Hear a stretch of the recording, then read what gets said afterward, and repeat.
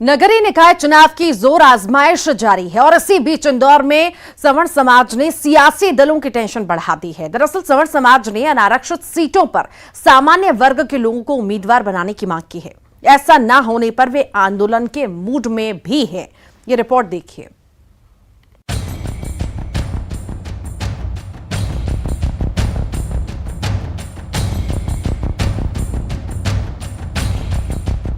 अपनी अपनी साख मजबूत बनाए रखने के लिए पावर में हिस्सेदारी सभी की इच्छा है। आरक्षित वर्ग को आरक्षण मिला हुआ है। ऐसे में सवर्ण समाज में विरोध के सुर तेज हो गए हैं। इंदौर में नगरीय निकाय चुनाव में सामान्य वर्ग ने भी अपने हितों को देखते हुए अपनी आवाज बुलंद कर दी है, जिसने राजनीतिक दलों की मुश्किलें बढ़ा दी हैं। सवर्ण समुदाय के लोग अनारक्षित मेयर और पार्षद की सीटों पर सामान्य वर्ग के लोगों को टिकट देने की मांग कर रहे हैं। राज्य की 16 में से 4 नगर निगमों में महापौर की सीटें अनारक्षित हैं। इनका कहना है कि सामान्य वर्ग को ही मौका मिलना चाहिए, उनका हक ना मारा जाए।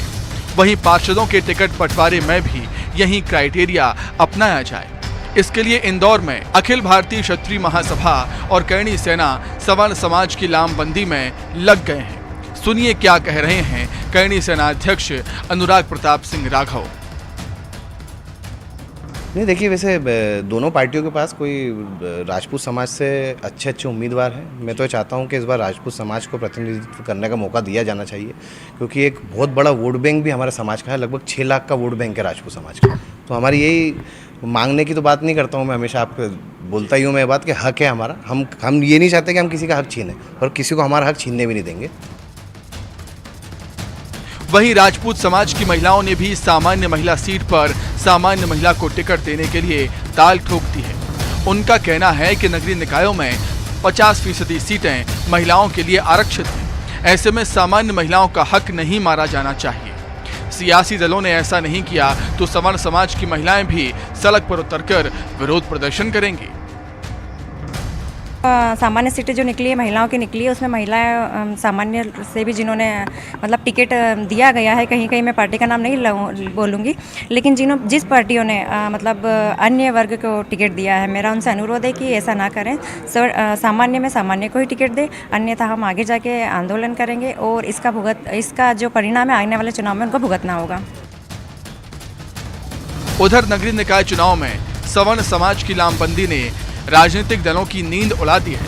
कई बार जाति समीकरणों को देखते हुए राजनीतिक दल अनारक्षित सीट पर आरक्षित वर्ग के लोगों को टिकट दे देते हैं, लेकिन अब वो ऐसा नहीं कर पाएंगे। हालांकि राजनीतिक दलों की अपनी दलीलें हैं। कांग्रेस बीजेपी दोनों ही सफाई पेश कर रही हैं।